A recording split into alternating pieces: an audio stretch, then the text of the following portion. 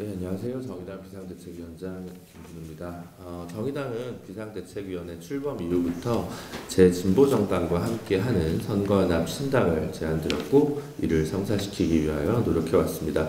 다가올 총선을 단순한 윤석열 정권 심판, 반윤 연대가 아니라 복합위기와 기득권 양강 정치를 극복하고 한국 사회에 새로운 상식을 만들어가고자 하는 선거로 만들어가기 위한 노력의 일환이었습니다. 진보 정당들의 각자 도생이 아니라 연대와 협력을 통해 대안의 정치를 만들어가자는 제안이었습니다.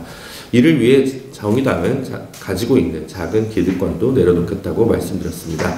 비례대표 상위 순번과 TV토론 기회 등을 전체 진보 진영이 공유하고 당명 개정과 공동 지도부 구성을 통해 하나의 정당 형식 안에서 지역구와 비례대표 선거를 공동 대응하자고 말씀드렸습니다.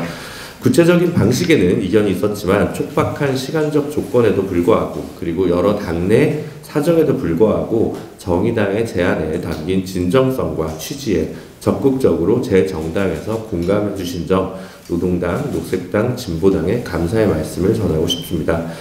하지만 22대 총선이 100일도 남지 않았습니다. 상호 신뢰를 기반으로 현재는 서로의 간격을 조금 더 좁히고 구체적인 공동 대응의 방식을 확정해야 합니다. 윤석열 정부의 거대한 퇴행을 심판하고 노동과 녹색, 지역 분권, 차별철폐라는 가치에 기반한 진보 정치의 청사진을 선보여야 할 때라고 생각합니다.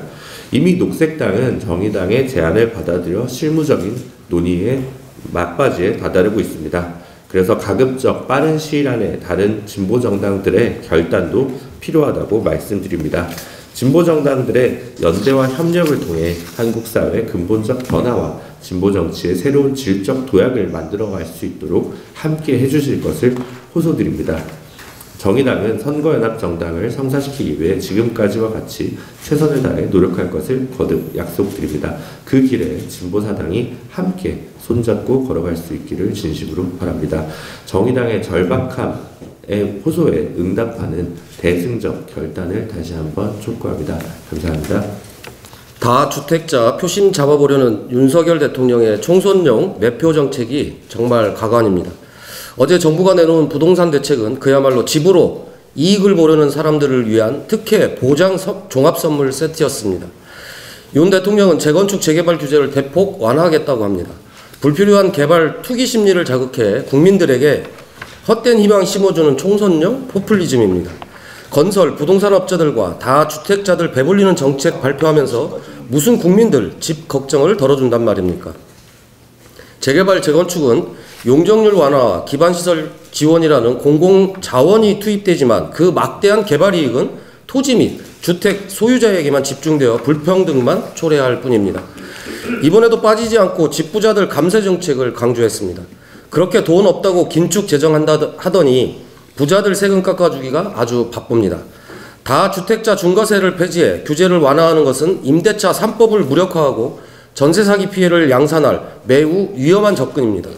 전세 사기로부터 안심할 수 있는 주택을 공급하겠다고 하면서 임대사업자 대상 규제를 대폭 완화하는 것은 어불성설입니다. 전세 사기는 민간 임대사업자들이 무분별한 갭 투기로 수백 채의 주택을 보유하였으나 정작 정부가 임대사업자들에 대한 관리 감독은 제대로 하지 않아 발생한 문제입니다. 임대인들 규제 완화할 때가 아니라 임차인 보호 정책을 내놔야 합니다. 우리 당 심상정 의원이 이번 국감에서 지적했듯 민간 임대사업자의 임대보증보험 반환보증 가입이 의무임에도 8%밖에 가입하지 않는 현실부터 직시해야 합니다. 국민의 재산권을 보장하겠다는 윤석열 대통령에게 집 없는 서민들, 청년들은 국민도 아닌가 봅니다. 주거기본권 보장조차 하지 않으면서 다주택자, 건설 부동산 업자들 배불리는 정책을 강력히 규탄합니다. 한 가지 말씀 더 드리도록 하겠습니다. 오늘 조태용 국정원장 후보자의 인사청문회가 열립니다. 대공수사권을 국정원으로 다시 가져가겠다는 조 후보자는 국정원 개혁을 저지하려는 인사입니다. 국정원장 자격이 없습니다. 부적절한 인사에 유감을 표합니다. 2020년 대공수사권을 경찰에 이관하라는 국정원법 개정의 취지는 도대체 무엇입니까? 유우성 씨 간첩 조작 사건을 비롯해 민간인 불법 사찰까지 기소권과 수사권을 악용한 검찰의 온갖 만행에 제동을 걸고 국정원을 개혁하기 위한 것이었습니다. 이는 거스를 수 없는 시대적 과제입니다. 또한 조 후보자는 음주운전 전과도 드러났습니다.